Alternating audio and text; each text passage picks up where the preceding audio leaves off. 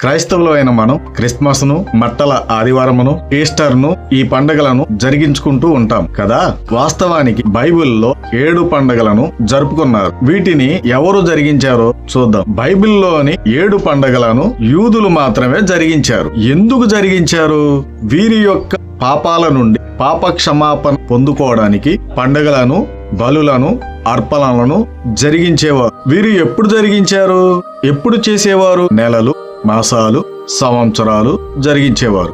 ఎందుకు ఈ సంవత్సరాలు? ఈ విధంగా ఒక వ్యక్తి యొక్క పాపం పోవాలి అంటే, ప్రాయశ్చిత్తం దేవుని వద్ద నుంచి పొందుకోవాలి అంటే రక్తం చిందించాలి. రక్తం చిందించకుండా పాప క్షమాపణ లేదు అని బైబిల్ చెబుతుంది. కాబట్టి ఒక వ్యక్తి తన పాపం నుండి విముక్తి పొందాలి అన్న, పాప క్షమాపణ పొందుకోవాలి అన్న, సంవత్సరానికి ఒక గొర్రెను బలిగాను, అర్పణగాను దేవునికి అర్పించాలి. అప్పుడు తను చేసిన పాపానికి 1 సంవత్సరం వరకు వ్యాలిడిటీ పొందుకోవచ్చు. మరలా ఆ వ్యక్తి తన పాపం నుండి మరలా దేవుని వద్ద నుండి పాప క్షమాపణ పొందుకోవాలి అంటే మరొక గొర్రెను ఆ సంవత్సరంలో అర్పించాల్సి ఉంటుంది. ప్రతి సంవత్సరం ఈ విధంగా జరిగించాల్సి ఉంటుంది.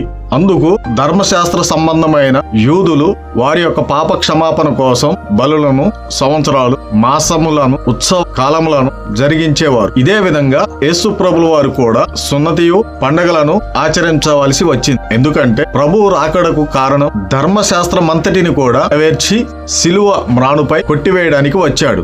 మరి కొత్త నిబంధన పరిశుద్ధులు ఎవరైనా చేసుకున్నారా అంటే ఎవరు చేసుకోలేదు. కొత్త నిబంధన పరిశుద్ధులు ఎవరు చేసుకున్నట్టు గ్రంథంలో లిఖించబడలేదు, రాయబడలేదు. పౌలు గారు చెయ్యొద్దనే చెప్పారు. పౌలు గాని, యేసుక్రీస్తు వారి యొక్క 12 మంది శిష్యులు గాని ఎవరు చేసినట్టు లేదు. పౌలును, శీలయు, తిమోతియు ఎవరు చేసినట్లుగా గ్రంథంలో రాయబడలేదు. పౌలు గారు చెయ్యొద్దనే చెప్పాడు.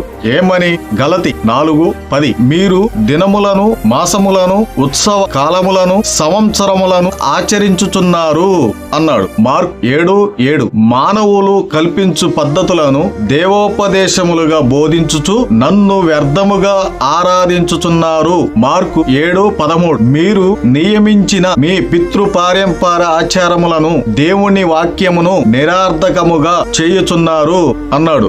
యేసు ప్రభువారు ధర్మశాస్త్రమంతటిని కూడా ఆయన సిలువ మ్రానుపై కొట్టివేస్తే ఈనాటి క్రైస్తవులు మరల ఆ మేకులు పీకి మరల ధర్మశాస్త్ర సంబంధమైన క్రియలను, పండగలను, దినములను, ఉత్సవ కార్యములను, సంవత్సరములను మరలా జరుపుతూ దేవుని వాక్యాన్ని నిరర్థకముగా చేయుచున్నారు. ఇదంతా ఎవరు చేస్తున్నారా అంటే సంఘాన్ని భ్రమపరిచే ఆత్మ సాతానుగాడు చేపిస్తున్నాడు. ప్రభువును ఆరాధించేవారు ఆత్మతోనూ సత్యముతోనూ ఆరాధించేవారిగా, ప్రతి క్షణం ఆరాధించేవారిగా ఉండాలి.